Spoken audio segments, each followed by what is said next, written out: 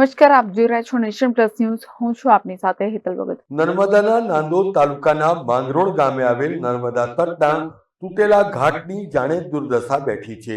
ચોમાસામાં દર વર્ષે પૂર આવવાને કારણે ઘાટનું સતત ધોવાણ થતું હોવાને કારણે ગ્રામજનો દ્વારા સંરક્ષણ દિવાલ બનાવીને જર્જરિત તૂટેલા ઘાટને તાત્કાલિક અસરથી રિપેર કરીને નવો ઘાટ બનાવવાની માંગ પણ કરાઈ રહી છે. ખાસ કરીને સંરક્ષણ દિવાલ ન બનવાને કારણે નર્મદા કિનારાના અનેક પ્રાચીન મંદિરો નર્મદામાં વહી જતા હોવાને કારણે ભક્તોમાં પણ ભારે રોષ ફેલાયો છે અને તંત્રના પાપે આ પ્રાચીન મંદિરોનો ઇતિહાસ પણ નર્મદામાં કાયમ માટે વિલીન થઈ ગયો છે.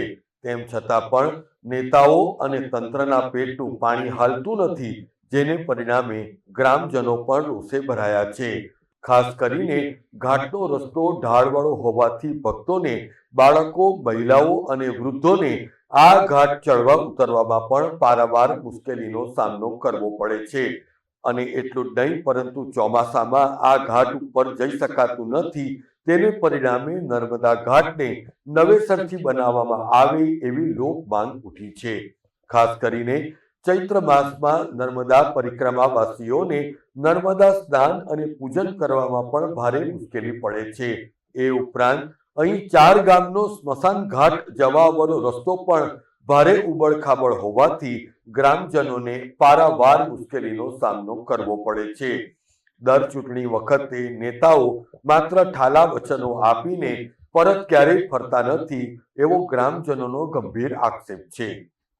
નર્મદા જિલ્લો આદિવાસી વિસ્તાર છે અને હાલ તો પ્રવાસન ધામ તરીકે પણ વિકસિત થયો છે, પરંતુ દર્શન માત્રથી પવિત્ર થાય એવી પવિત્ર ઉત્તરવાહિની નર્મદા નદી પણ આ જગ્યાએથી વહે છે. ત્યારે સ્ટેચ્યુ ઓફ યુનિટીના પ્રવાસન વિકાસ માટે કરોડો રૂપિયા ખર્ચાઈ રહ્યા છે, પરંતુ નર્મદા નદીના ઘાટના સમારકામ પાછળ સરકાર બેધ્યાન છે. એ અત્યંત દુઃખની વાત છે. માંગરોળ ગામના સદાનંદ મહારાજે જણાવ્યું હતું કે ઘાટને રિપેર કરવા અને નવો બનાવવા માટે ધારાસભ્યોને અનેકવાર રજૂઆતો કરવામાં આવી છે, તેમ છતાં પણ કોઈએ આ અંગેનું ધ્યાન આપ્યું નથી.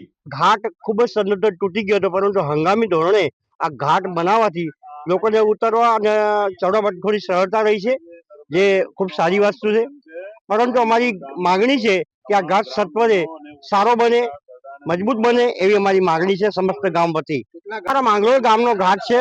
હંમેશા સમસ્ત ગામ લોકો સ્નાન કરવા, પૂજન કરવા માટે અને ચૈત્ર મહિનાની અંદર મોટી સંખ્યામાં લોકો સ્નાન કરવા માટે આવે છે, પૂજન કરવા માટે આવે છે.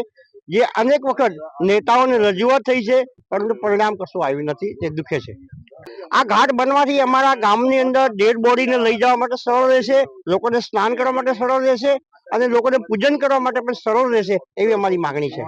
તંત્રની ઘોર અક્ષમ્ય બેદરકારીને પરિણામે ગ્રામજનોને સહન કરવાનો વારો આવ્યો છે. ત્યારે આ ઘાટ નવેસરથી મજબૂતાઈથી બનાવવામાં આવે તો ચૈત્ર મહિનામાં પરિક્રમા કરવા આવતા પરિક્રમાવાસીઓને તેમજ નર્મદા સ્નાન કરવા આવતા ભક્તોને પણ સરળતા બની રહેશે.